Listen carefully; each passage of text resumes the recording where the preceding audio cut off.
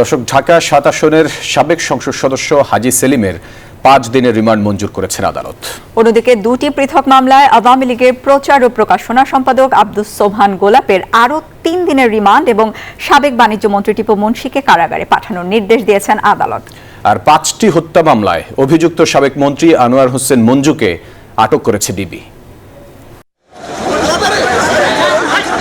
ছাত্র আন্দোলনের লালবাগের আজিমপুর এলাকায় গুলিতে নিহত খালিদ হাসান সাইফুল্লাহ হত্যা মামলায় হাজী সেলিমকে কড়া নিরাপত্তার মধ্য দিয়ে হাজির করা হয় ঢাকার চিফ মেট্রোপলিটন ম্যাজিস্ট্রেট আদালতে।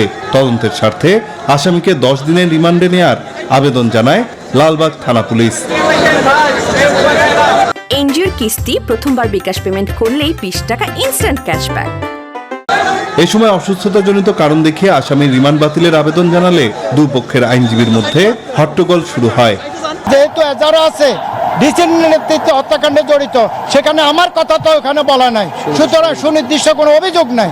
সুতরাং আমার এই আসামির বিরুদ্ধে এই রিমান্ডের কোনো যুক্তি কোনো কারণ নাই। উনাকে রাজনৈতিক হয়রানিমূলকভাবে এই মামলা জড়ানো হয়েছে।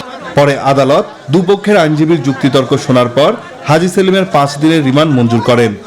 এই মামলায় তদন্তকারী কর্মকর্তা এই তদন্তকালে এই আসামির বিরুদ্ধে এই মামলার সঙ্গে জড়িত থাকার সুনির্দিষ্ট অভিযোগ পায় এবং পরিকল্পনা, সহায়তা এবং ষড়যন্ত্রে কারা জড়িত এই বিষয়গুলি উদ্ঘাটন করার জন্য তাকে আরও জিজ্ঞাসাবাদ করা প্রয়োজন। এদিকে ছাত্র আন্দোলনের মধ্যে পোশাক শ্রমিক রুবেল হত্যা মামলায় আওয়ামী লীগ নেতা আব্দুস সোবহান গোলাপকে ফের ৩ দিন রিমান্ডে পাঠায় আদালত। আর বাড্ডা থানার সুমন শিকদার হত্যা মামলার পৃথক শুনানি শেষে সাবেক বাণিজ্য মন্ত্রী টিপু মুন্সির জামিন নাকচ করে কারাগারে প্রেরণের নির্দেশ দেন আদালত।